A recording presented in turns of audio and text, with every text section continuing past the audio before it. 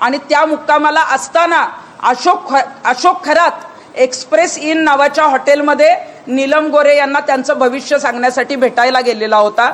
म्हणजे हे प्रकरण बाहेर आल्यापासून अनेक जण या प्रकरणात बोलत नव्हते। त्यात सगळ्यात महत्त्वाचा चेहरा होता तो नीलमताई गोरेंचा।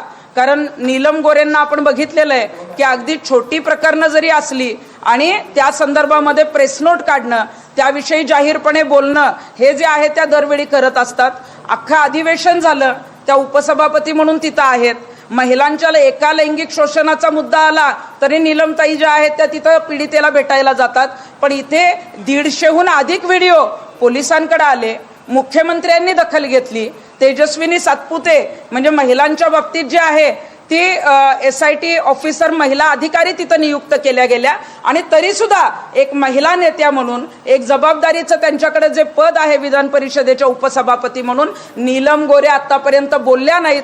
का बोलल्या नाहीत? कारण अशोक खरातचा संबंध जो आहे तो नीलम गोरेंशी आहे। नीलम गोरे त्यांना भविष्य दाखवायला जायच्या। या 3 भेटी ज्या मी सांगितल्या आहेत, या भेटीमध्ये नीलम गोरे यांच्याबरोबर जे तिथं उपस्थित होते त्यांनीच मला ही माहिती जी आहे ती पुण्यामध्ये येऊन दिलेली आहे। आणि आमची अशी इच्छा होती की नीलम गोरे या स्पष्ट वक्त्या आहेत।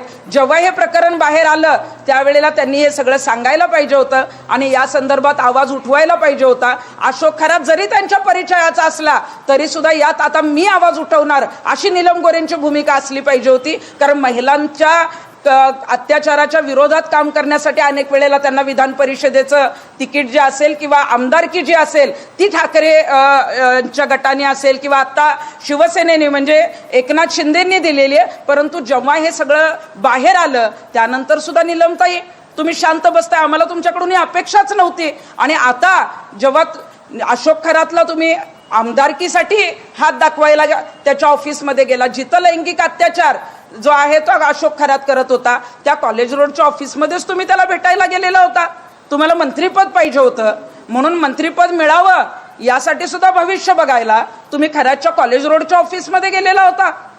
आणि खरातला तर भेटायला अनेक जण जायचे, पण मग अशोक खरात कोरोनाच्या आधी जेव्हा तुम्ही एक्सप्रेस इन नावाच्या 5 स्टार हॉटेलमध्ये पाथर्डी फाट्याला मुक्कामाला होता त्यावेळेला अशोक खरात तुम्हाला हॉटेलमध्ये का भेटायला आलेला होता?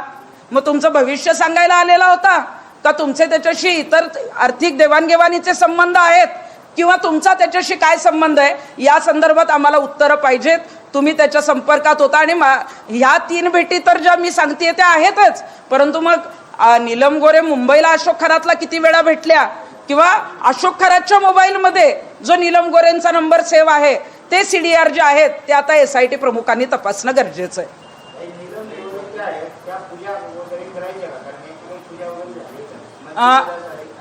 नीलम गोरे आपण बघतो की अनेक वेळेला अंधश्रद्धेच्या बाबतीत बोलत असतात, आवाज उठवत असतात। अनेक प्रकरणात जे आहेत त्या स्पष्टपणे जे आहे ते मैदानात सुद्धा उतरतात। परंतु जिथं अंधश्रद्धा किंवा जिथं हा जो अशोक खरात आहे तो कशा पद्धतीनं विकृत आहे हे कदाचित त्यावेळेला त्यांना माहीत होतं का नाही माहीत नाही, परंतु आत्ता जेव्हा माहीत झालं त्यावेळेला नीलम गोरेंनी आवाज का उठवला नाही? त्या विधान परिषदेत उपसभापती आहेत, मग तुम्ही तो मुद्दा मांडायला कुठल्या आमदारांना का सांगितला नाही? आज तुमचा पक्ष सत्तेत आहे, तुमच्या पक्षातल्या सत्ताधारी आमदारांना विधान परिषदेत जे आहे ते हा मुद्दा मांडणं गरजेचं होतं किंवा नीलमताई गोरेंनी मुख्यमंत्र्यांना जी आहे ती तक्रार निवेदन देणं गरजेचं होतं। मग आता नीलमताई तिथं फक्त हात दाखवायला जात होत्या का अशोक खरात ज्या पूजा करायचा, ज्या पद्धतीनं एखाद्याला जे आहे ते मंत्रिपद मिळावं किंवा आमदारकी मिळावं म्हणून काही अघोरी कृत्य करायचा त्या संदर्भात त्यांनी ते विधी केलेत का नाही याची मला माहीत नाही, परंतु मंत्रिपद मिळण्यासाठी आणि आमदारकी मिळण्यासाठी मात्र त्या कॉलेज रोडच्या ऑफिसमध्ये खरातला भेटण्यासाठी गेलेल्या होत्या।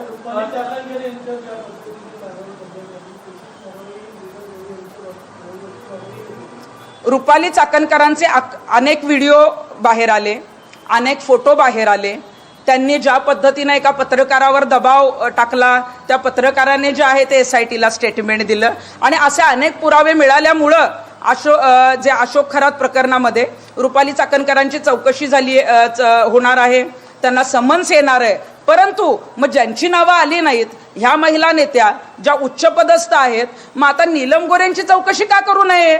नीलम गोरेंनी हे का लपवलं एवढं मोठं प्रकरण बाहेर आल्यानंतर तुम्ही जाहीरपणे तर बोललाच नाहीत, परंतु तुम्ही खरातकडे जात होता आणि तुम्हाला ही माहिती तो विकृत असल्याची आत्ता मिळाली आणि ह्या महिलांवर जे काही लैंगिक शोषण झालंय या संदर्भात आता नीलमताई आवाज उठवणार आहेत. असं नीलमताईंची कुठली प्रेस नोट, असं कुठलंही निवेदन, मुख्यमंत्र्यांना लेखी तक्रार का दिली नाही? त्यामुळे नीलमताई गोरे यांची सुद्धा या प्रकरणात चौकशी होणं गरजेचं आहे. किती दिवसांपासून त्यांचा संबंध आहे? नीलम गोरे तुम्ही असं उल्लेख केला की कोरोनाच्या आधी त्या हॉटेलमध्ये भेटलेल्या होत्या, मग याचा अर्थ की नीलम गोरे आणि अशोक खरात यांचे संबंध किती दिवसांपासून आहेत? त्या संदर्भात काही भेटायला आलेल्या व्यक्तीने सांगितलं का?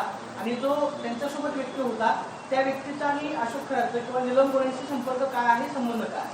अशोक खरातच्या संदर्भामध्ये आपण जर बघितलं तर अनेक मंत्री म्हणजे दीपक केसरकरांचंही नाव येतंय किंवा अनेक वेगवेगळ्या राजकीय नेत्यांचं नाव येतंय, परंतु नीलम गोरे ज्या आहेत त्यांच्याबरोबर ज्या व्यक्ती नाशिकच्या दौऱ्यावर असायच्या किंवा महाराष्ट्रात त्यांच्याबरोबर असायच्या आणि त्यांनी मला जेव्हा ही धक्कादायक माहिती इथं येऊन दिली तेव्हा त्यांनी सांगितलं की नीलमताईंचे फोटो नाहीत, परंतु नीलमताई ज्या आहेत त्या 7 ते 8 वर्षापासून ज्या आहेत त्या अशोक खरातच्या संपर्कात आहेत.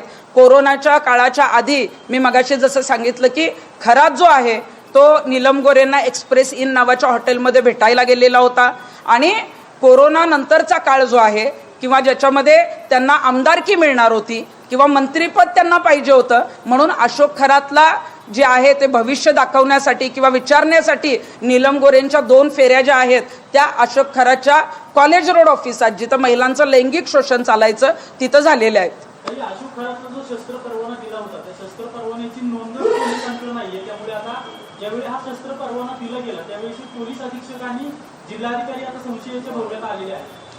अशोक खरातला जो शस्त्र परवाना देण्यात आला त्याची नोंदच जर नसेल तर हे किती गंभीर आहे, कारण याच्यामध्ये अनेक मंत्री महोदय तिथं जात होते.